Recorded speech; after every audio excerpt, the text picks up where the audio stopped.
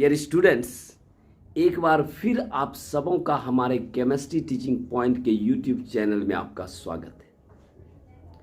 Dear students, आज जिस video को लेकर मैं आपके बीच आया हूं वह साइंस के स्टूडेंट के लिए बहुत ही ज़्यादा लाभदायक है और स्पेशली क्लास 11th के स्टूडेंट्स के लिए बहुत ही फायदेमंद है। वीडियो को लास्ट तक देखिएगा। आज का मेरा टॉपिक है गे-ल्यूसेक लॉ।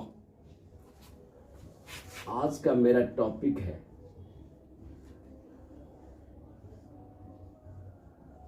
गे-ल्यूसेक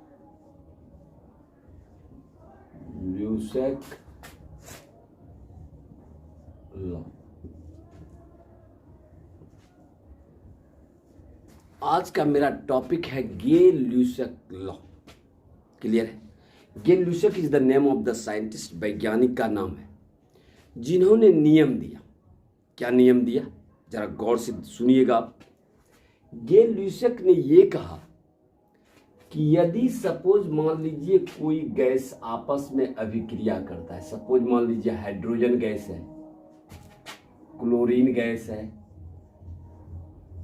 आपस में अभिक्रिया किया, रिएक्टेंट जो आप रासायनिक अभिक्रिया में भाग लेता है जिसे आप रिएक्टेंट कहते हैं, अभिकारक कहते हैं, और अभिक्रिया के फलस्वरूप जो बनता है उसको आप प्रोडक्ट कहते हैं, प्रतिफल या उत्पाद। तो मैं यहाँ क्या बतला रहा हूँ, S2 ब्रैकेट में मैं G दिया हूँ। G indicate for gaseous state. Hydrogen गैसीय अवस्था में है, क्लोरीन गैसीय अवस्था में।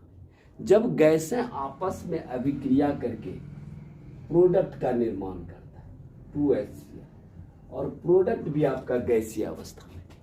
क्लियर है? 2HCl है, प्रोडक्ट भी आपका गैसीय अवस्था। क्लियर है? मैं आपको क्या बतला रहा हूं, गे-ल्यूसेक का नियम मैं बतला रहा हूं। एग्जाम्पल क्या दे रहा हूं, हाइड्रोजन को क्लोरीन से हमने अभिक्रिया किया तो मेरा प्रोडक्ट बन रहा है HCl means hydrochloric acid. Clear है?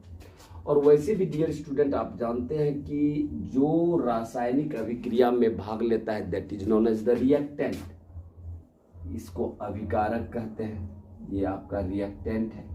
और रासायनिक अभिक्रिया के फलस्वरूप जो प्राप्त होता है that is known as product, ये आपका प्रोडक्ट। क्लियर है?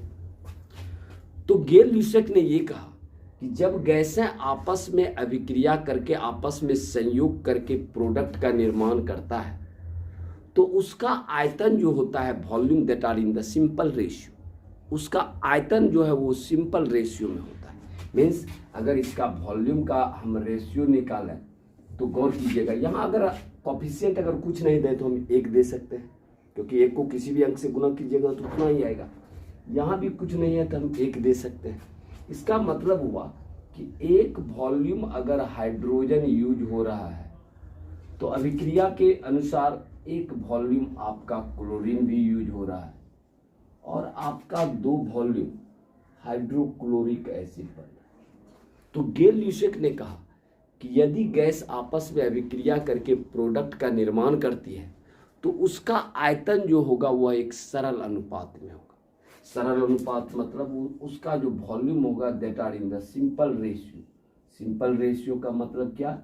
सरल अनुपात। सरल अनुपात जैसे इसका 1:1:2, यानी उसका वॉल्यूम का जो रेशियो होगा वह एक सरल अनुपात में होगा।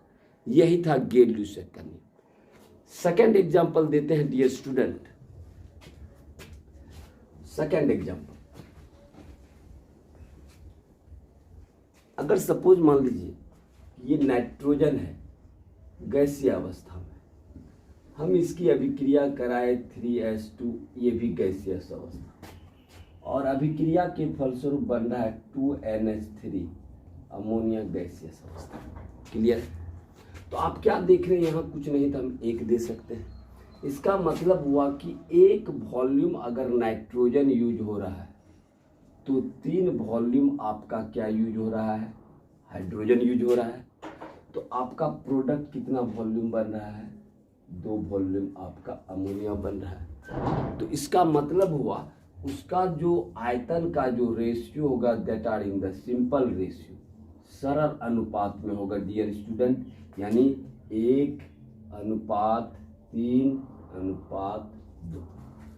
तो गेल ल्यूसेक ने कहा है कि जब गैसें आपस में अभिक्रिया करके या संयोग करके उत्पाद का निर्माण करती है या प्रोडक्ट बनाती है, तो उसका आयतन का जो रेशियो है that are in the simple ratio, वह एक सरल अनुपात में होती है।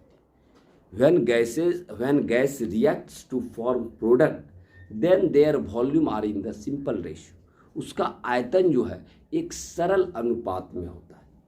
तो कहने का मतलब डियर स्टूडेंट, आज जो मैंने आपको बतलाया वह बतलाया गेल ल्यूसेक का नियम, गेल ल्यूसेक लॉ, कि जब गैसें आपस में अभिक्रिया करके प्रोडक्ट का निर्माण करती है तो उसका वॉल्यूम का जो रेशियो है वह सरल अनुपात में होता है। तो आशा करता हूं कि आपको ये वीडियो बहुत पसंद आया होगा, और यदि पसंद आया है तो कृपया चैनल को सब्सक्राइब करना ना भूलें। Thank you.